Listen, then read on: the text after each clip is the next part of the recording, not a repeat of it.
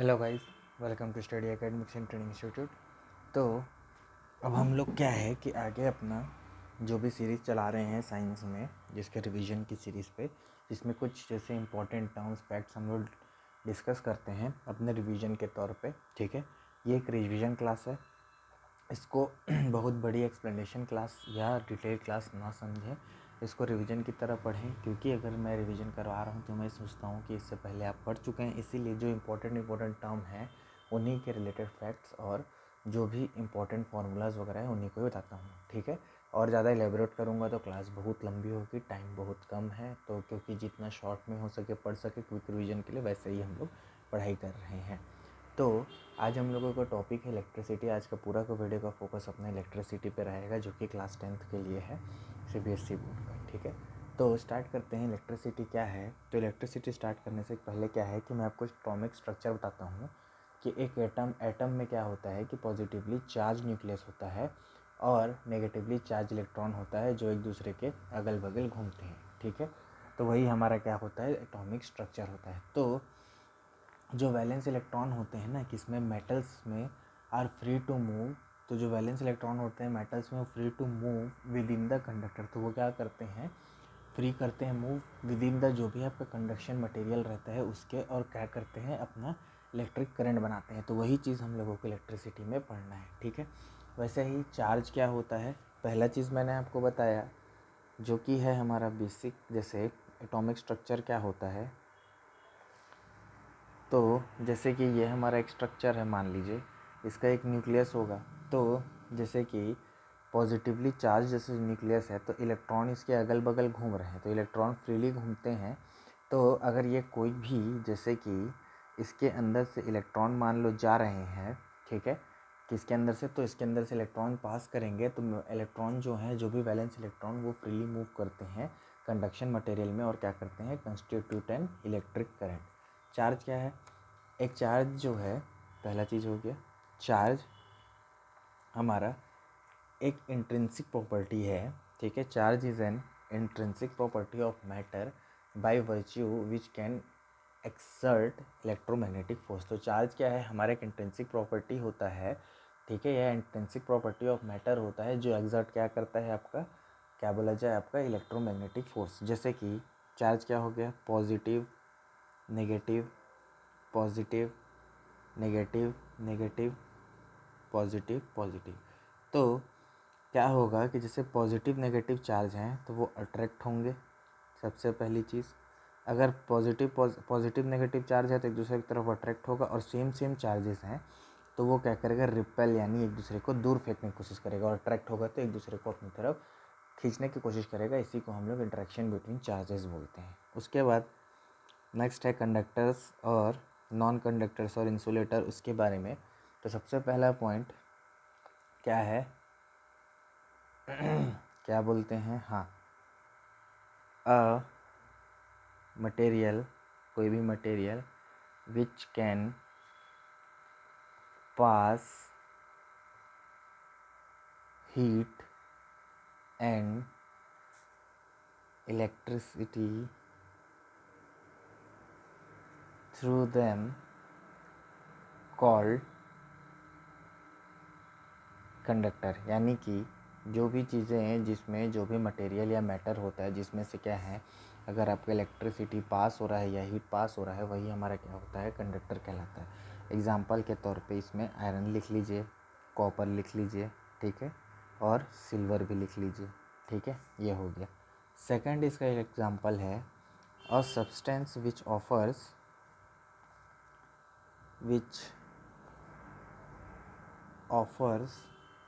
comparatively less portion नहीं, less opposition to flow of current is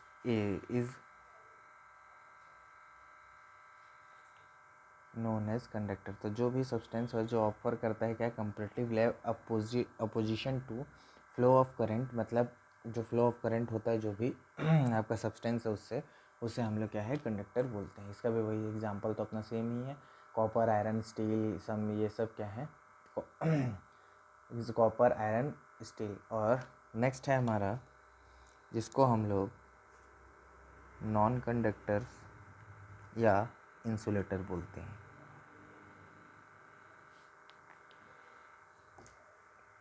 तो इसका पहला डेफिनेशन, अ सब्सटेंस जिसमें फ्लो ऑफ इलेक्ट्रॉन्स भी नहीं पास होंगे, which can not pass through them होगा ना, ये through them is called a substance which can not pass heat, electricity through them called insulator बोल लीजिए या और non conductor of electricity, non conductor. ठीक है, जस्ट लाइक इसका एग्जांपल हो जाएगा आपका वुड, ग्लास या क्लॉथ्स या जैसे कॉटन, इस टाइप की चीज़ें, इसमें से क्या है आपके हीट एंड इलेक्ट्रिसिटी पास नहीं होगा। तो ये हो गया आपका क्या, कंडक्टर, इंसुलेटर। अब हम लोगों को जो पढ़ना है वो है that is electric potential and potential difference. And potential difference की ये क्या होता है। तो इलेक्ट्रिक पोटेंशियल एक पॉइंट है, क्या करता है, जो भी वर्क डन हो रहा है कोई भी एक यूनिट पॉजिटिव चार्ज के साथ from infinity to that point, मतलब कोई भी इन्फिनिटी यानी कहीं से भी पूरे एक पॉइंट तक, उस वही हमारा इलेक्ट्रिक पोटेंशियल होता है। Electric potential at a point defined as work done in bringing a unit charge from infinity to that point. तो उसी को ही हम लोग क्या बोलते हैं, इलेक्ट्रिक पोटेंशियल बोलते हैं। तो electric potential defined as work done in, एक मिनट पेन चेंज कर लेता हूँ, work done in bringing a unit positive charge from infinity to that point, from infinity to that point. तो ये हमारा क्या होता है, इलेक्ट्रिक पोटेंशियल होता है। वैसे ही पोटेंशियल डिफरेंस होता है the potential difference between 2 point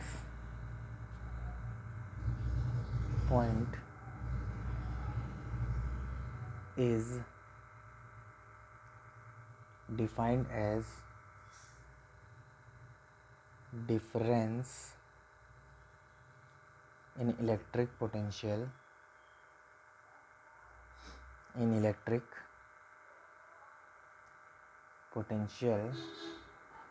at two given points।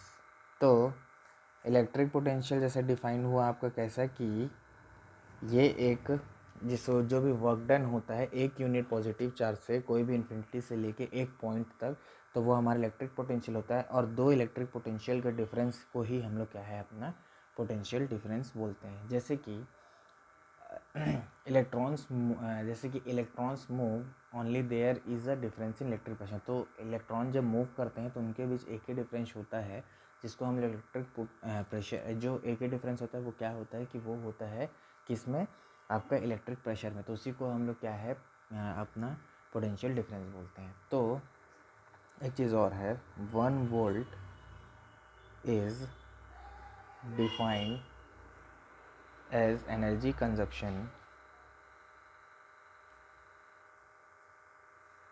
Of 1 joule per electric charge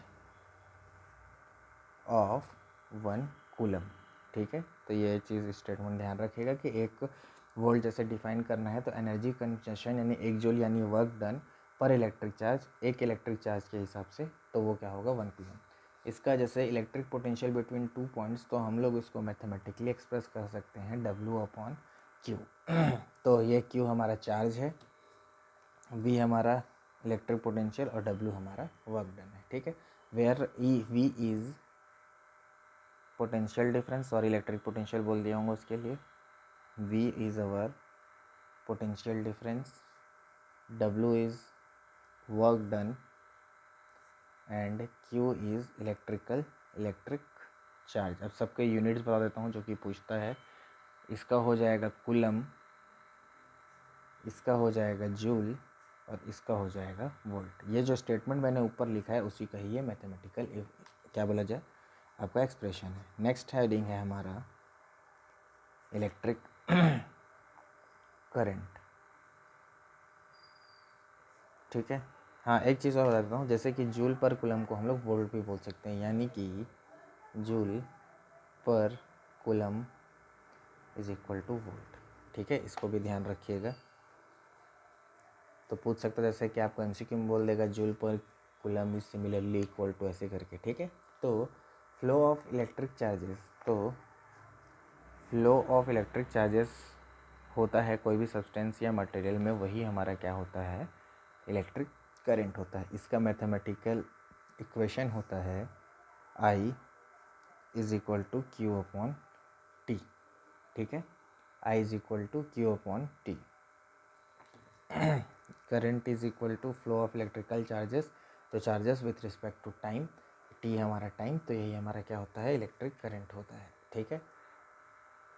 हाँ, करंट का जितना मेरे को, एक मिनट दीजिएगा, करंट का जो मेरे को याद आ रहा है यूनिट, वो दे मेरे ख्याल से जो है ना, हाँ, एम्पियर, और इसी को ही हम बोल सकते हैं कूलम पर सेकंड। ये दो यूनिट याद रखिएगा करंट का। उसके बाद इलेक्ट्रिक करंट हो गया, फिर हम लोग को जो पढ़ना है वो है बैटरी सेल्स के बारे में, ठीक है।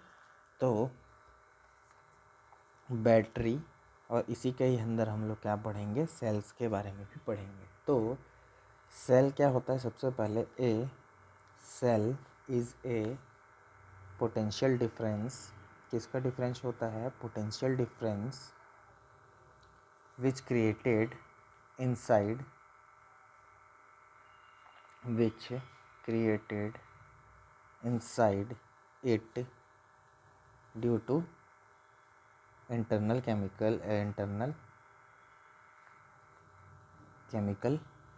reactions। यानी कि जैसे कोई भी आपके एनोड या कैथोड होते हैं, वो क्या है, एक दूसरे से केमिकल रिएक्शन करते हैं, तो उससे क्या है, हमारा सेल वर्क करता है, ठीक है। तो जैसे कि मैं आपको बताना चाहूँ, तो combinations of cell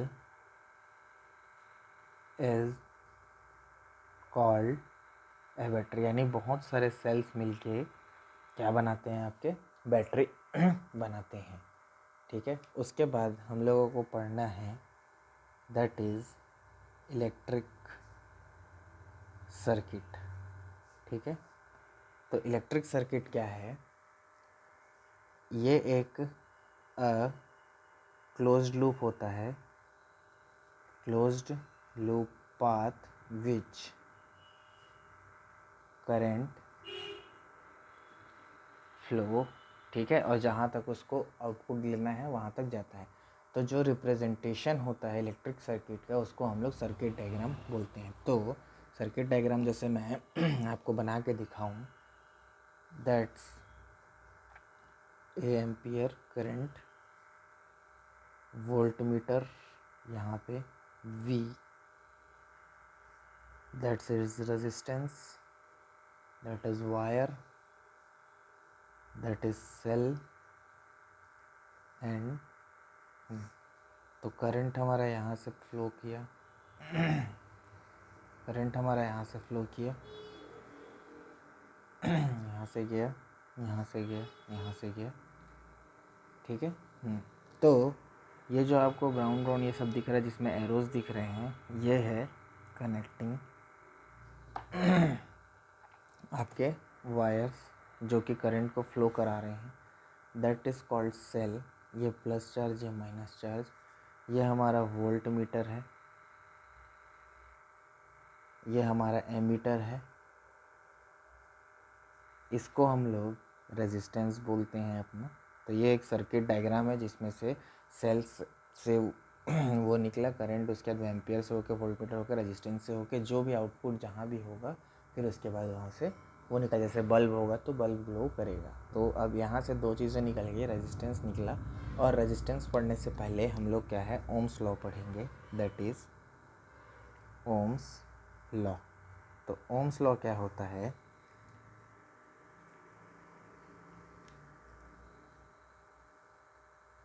Ohm's law states that this law states that the relationship between the potential difference across a conductor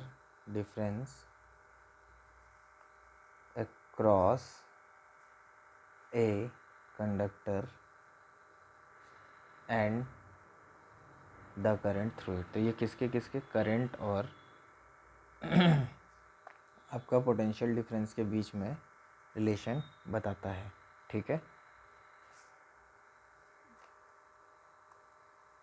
तो एक मिनट रुकिएगा। तो इसका जो रिलेशन है that is V is directly proportional to R। तो V is equal to I R, यानी कि जितना वोल्टेज उतना ही रहे, उतना V is equal to I R. ठीक है, ये हमारा क्या है, और V is directly proportional to R. तो ये इनका रिलेशन है किसका, जितना वोल्टेज उतना करंट। तो V is equal to I R हमारा क्या है, स्नेल्स लॉ का, सॉरी ओम्स लॉ का क्या बोला जाए, अपना मैथमेटिकल एक्सप्रेशन है। अब इसका एक छोटा सा ग्राफ है। तो जैसे कि ये ग्राफ है, तो एक्स एक्सिस पे हमारा करंट रहेगा दैट इज़ आई, और वाई एक्सिस पे हमारा वोल्टेज रहेगा दैट इज़ वी। तो इनका जो रिलेशन है वो लीनियर लेते हैं, और slope is equal to R, और हमारा क्या होता है, कांस्टेंट। तो ये ग्राफ को आप याद रख लीजिएगा। ठीक है, उसके बाद हमारा जो नेक्स्ट हेडिंग बनता है, जो कि नेक्स्ट टॉपिक बनता है, वो है रेजिस्टेंस। तो रेजिस्टेंस क्या है, it is measure in opposition offered to current flow in electrical circuit. जो भी इलेक्ट्रिकल क्या बोलता जाए आपका इलेक्ट्रिक सर्किट में करंट फ्लो होता है, उसमें अपोजिशन ऑफर करता है कौन, रेजिस्टेंस। इसको मेजर करते हैं ओम्स में। चलो पहले डेफिनेशन लिख देता हूँ। It is measure of opposition offered to current flow in an electric circuit. जो इलेक्ट्रिक सर्किट में करंट फ्लो हो रहा है उसको अपोजिशन ऑफर करता है। सेकंड, इसका जो यूनिट होता है दैट इज़ ओम, या इस तरीके से दिखाते हैं ओम को। ठीक है तो सारा मटेरियल रेजिस्ट करता है, क्या बोलता है, एक अपने पर्टिकुलर डिग्री, यानी कोई भी उनका पर्टिकुलर क्या होगा, एक लिमिट होगा, वहाँ तक वो करेगा। उसके बाद क्या हो जाएगा, जो भी उसके लिमिट से पार होगा तो वो मटेरियल क्या बोला जाए आपका ख़राब हो सकता है, मेल्ट हो सकता है, ये सारी चीज़ें हैं। ठीक है, तो उसके बाद जो जो फैक्टर्स अफेक्ट करता है रेजिस्टेंस को, वो मैं बताता हूँ आपको। ठीक है, ये एग्ज़ाम में पूछता है, फैक्टर्स अफेक्टिंग रेजिस्टेंस। तो क्या क्या फैक्टर हैं। पहला फैक्टर, रेजिस्टेंस इज़, ये जो साइन है ना, यहाँ लिख देता हूँ, दैट इज़ डायरेक्टली प्रोपोर्शनल का। ठीक है, थोड़ा हमारा टाइम बच जाएगा। आप इसको स्टेटमेंट में अपने एग्ज़ाम में स्टेटमेंट वाइज लिखेंगे। तो R is directly proportional to, सबसे पहला लेंथ ऑफ कंडक्टर जो होता है वो हो गया, यानी कि अगर रेजिस्टेंस बढ़ेगा, लेंथ ऑफ कंडक्टर बढ़ेगा, यानी कि लेंथ ऑफ कंडक्टर बढ़ेगा तो रेजिस्टेंस भी बढ़ेगा। Second, resistance is directly proportional to nature of conductor. Nature of conductor, तो रेजिस्टेंस क्या है, नेचर ऑफ कंडक्टर के डायरेक्टली प्रोपोर्शनल है। Third, resistance is directly proportional to temperature of conductor, temperature of conductor, it means अगर temperature बढ़ेगा तो resistance भी बढ़ेगा। 4 या रेजिस्टेंस बढ़ेगा तो टेम्परेचर बढ़ेगा। और resistance is inversely proportional to cross sectional area, यानी एरिया ऑफ कंडक्टर, यानी कि अगर एरिया ज़्यादा होगा तो रेजिस्टेंस कम होगा, रेजिस्टेंस ज़्यादा होगा तो एरिया कम होगा, यही चीज़ ये बोल रहा है। तो ये चारों पॉइंट्स याद रखिएगा, और ये चारों पॉइंट्स को समराइज़ करके आपको एक फॉर्मूला बनता है, that is R is equal to rho into L upon A, तो लेंथ, रेजिस्टिविटी और एरिया। ठीक है, तो ये आपका फॉर्मूला है, मैथमेटिकल एक्सप्रेशन है रेजिस्टेंस का, इसको ध्यान रखिएगा। उसके बाद मैंने जो कहा, क्या कहा, रेजिस्टिविटी के बारे में पढ़ना है, तो रेजिस्टिविटी, दैट इज़ रेजिस्टिविटी क्या होता है कि the electrical resistance offered by a substance of unit length and unit cross sectional area, यानी कि electrical resistance offered by a substance, यानी एक सब्सटेंस के द्वारा जो भी इलेक्ट्रिकल रेजिस्टेंस को ऑफर किया जाता है, सब्सटेंस जो होता है आपका यूनिट लेंथ में, उसी को रेजिस्टिविटी यानी रोकना। तो वो क्या करता है, जो भी इलेक्ट्रिकल रेजिस्टेंस को एक यूनिट लेंथ या क्रॉस सेक्शनल एरिया में ऑफर करता है रोकने वगैरह को, उसी को हम लोग रेजिस्टिविटी बोलते हैं। And substance of unit length, जो कि unit length and unit cross sectional area, cross sectional area, इसी को ही हम लोग बोलते हैं, इस कॉल्ड रेजिस्टिविटी। ठीक है, तो इसको डिनोट करने का फॉर्मूला है H, resistivity is equal to R into A upon L, L length, A is equal to area. ठीक है, तो ये हो गया रेजिस्टिविटी का फॉर्मूला। नेक्स्ट है हमारा जो कि है कॉम्बिनेशन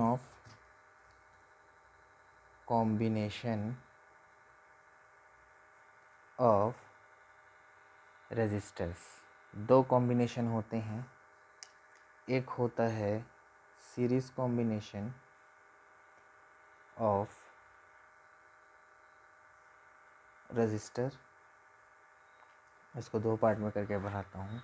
सेकंड होता है पैरेलल कॉम्बिनेशन ऑफ रजिस्टर। ठीक है, अगर रेजिस्टेंस जो है आपके कंबाइंड सीरीज़, यानी एक के बाद एक लगे हैं, तो वो आपका सीरीज़ होगा, और एक ऊपर नीचे लगे हैं तो वो आपका पैरेलल होगा। ठीक है, तो बोलने का मतलब two resistors are said to be combined in series if they carry same current, अगर उसमें क्या है, सेम करंट है, तो वो आपके सीरीज़ में होंगे।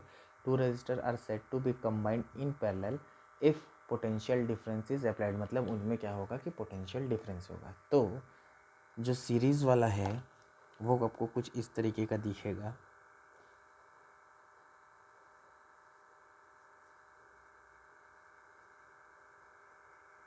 ठीक है, ये है R1, R2, R3, और इसमें सेम करंट फ्लो हो रहा है। ठीक है, तो इसका R equivalent is equal to R1 plus R2 plus R3 so on, जितने भी फिर आपके रजिस्टर रहेंगे उन सब को मिला के आप ऐड कर दोगे तो वो सीरीज़ कॉम्बिनेशन हो जाएगा। ठीक है, उसके बाद सेकंड है, जैसे कि अगर कनेक्शन इस तरीके का हुआ,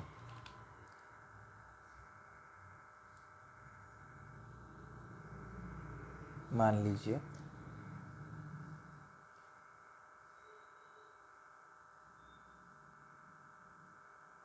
अगर कनेक्शन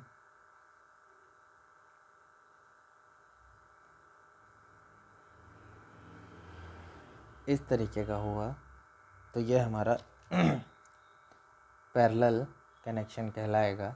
ठीक है, तो इसको हम लोग बोलते हैं आपका पैरेलल कॉम्बिनेशन। इसका फॉर्मूला होता है यानी इक्विवेलेंट, तो 1/R equivalent is equal to 1/R1 plus 1/R2। तो ये इसका फॉर्मूला होता है, ठीक है। तो ये दो फॉर्मूला को याद रखिएगा, इनसे क्वेश्चन आते हैं, ये इम्पोर्टेंट है। उसके बाद हम लोगों को पढ़ना है जो कि है heating effect of electric current. The next topic, heating effect of electric current, यानी कि हीट का क्या इफ़ेक्ट होता है इलेक्ट्रिक करंट की वजह से, उसके बारे में हमको पढ़ना है। तो इसमें सबसे पहले जो एक चीज़ आता है वो बताता है, कौन बताया है, किसने हमें, जूल्स लॉ बताता है। तो ये बताता है पहला कि जो हमारा हीट है वो डायरेक्टली प्रोपोर्शनल है square of current, that is I. Second, जो हमारा हीट है वो डायरेक्टली प्रोपोर्शनल है हमारा रेजिस्टेंस ऑफ इलेक्ट्रिक सर्किट के, दैट इज़ हमारा क्या होता है, आर। तो इसको मैं डायरेक्टली लिख सकता हूँ, heat is directly proportional to R, heat is directly proportional to R. Third, heat जो है हमारा डायरेक्टली प्रोपोर्शनल है time for which current flows through, current flows through the conductor, ठीक है। तो ये हमारा क्या हो जाएगा, हीट के बारे में बातें हो जाएंगी। तो अब इसका यूज़ कहाँ होता है, नेक्स्ट यूज़ होता है कहाँ कहाँ, हम लोग जैसे इलेक्ट्रिक केटल्स, जो हॉस्टल वगैरह में रहते हैं हम लोग जान रहे होंगे केटल्स क्या होता है। इलेक्ट्रिक आयरन, जैसे आपके घर पे कपड़े वगैरह आयरन होते हैं, इलेक्ट्रिक आयरन आपने देखा होगा। रूम हीटर्स, जो ठंडियों में यूज़ करते हैं हम, ठीक है। वाटर हीटर्स या गीज़र जो हम लोग यूज़ करते हैं, पहले तो एक रॉड वाला आया करता था, अब आजकल तो सब जगह ही गीज़र हो क्या होगा। तो ये सारे आपके क्या हैं यूजेस। यहाँ क्या होता है कि हीट के वजह से, सॉरी इलेक्ट्रिसिटी की वजह से आपको उनसे हीट मिलता है, ठीक है। उसके बाद लास्ट है जो हेडिंग है मेन,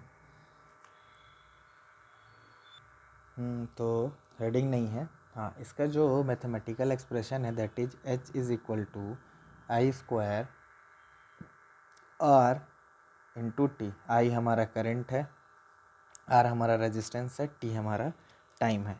तो ये इसका फॉर्मूला हुआ, ठीक है। बाकी आपको सब चीज़ों की वो पता है। एच का यूनिट होगा जूल, ठीक है। आई का यूनिट होगा आपका एम्पियर,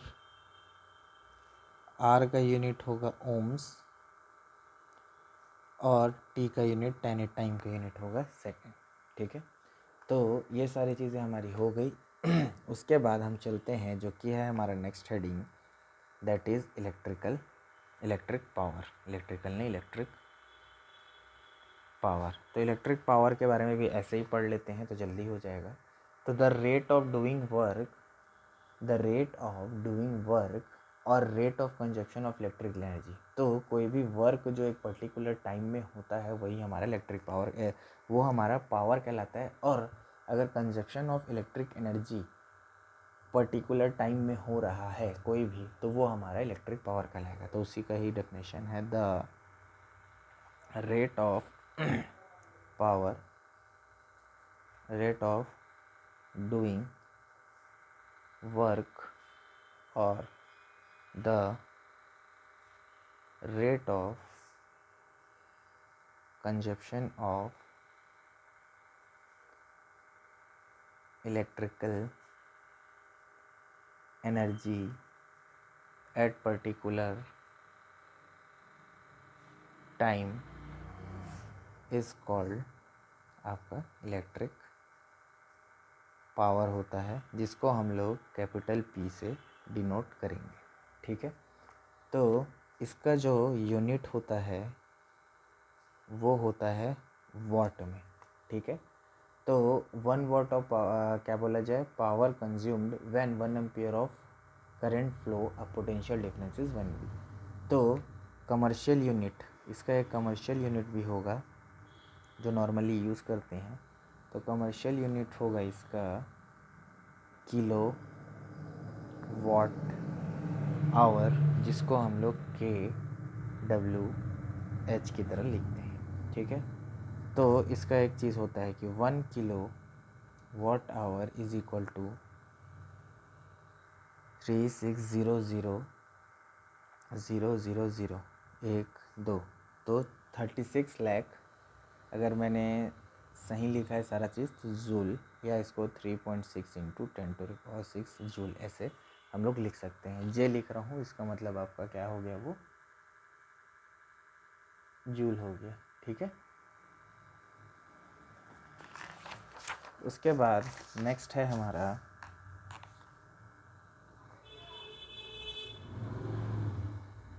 तो इसका जो रिप्रेजेंटेशन है पावर का, मैथमेटिकल एक्सप्रेशन पावर का, मैथमेटिकल एक्सप्रेशन यूनिट वगैरह मैंने सारे आपको बता दिया है। तो इसका जो मैथमेटिकल एक्सप्रेशन है वो दो है, एक है करंट के फॉर्म में P is equal to I²R, और वोल्टेज के फॉर्म में V²/R। तो ये दोनों पावर के लिए बहुत काम किए हैं, जिसमें आपको इसकी यूनिट मैंने पीछे भी बताया था, यहाँ भी बता देता हूँ, वॉट, ठीक है। पावर का यूनिट हो गया वॉट, करंट का हो गया एम्पियर, रेजिस्टेंस का हो गया ओम्स। ये मैं इसलिए बता रहा हूँ क्योंकि सबसे ज़्यादा इम्पोर्टेंट यही है, वी का हो गया वोल्टेज, ठीक है।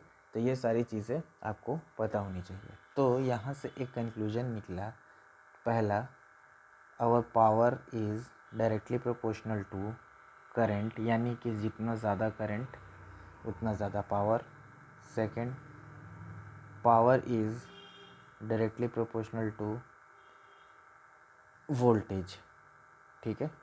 तो ये आपका हो गया, क्या बोला जाए, पावर, और हमारा इलेक्ट्रिसिटी चैप्टर भी यहाँ ओवर होता है, ठीक है।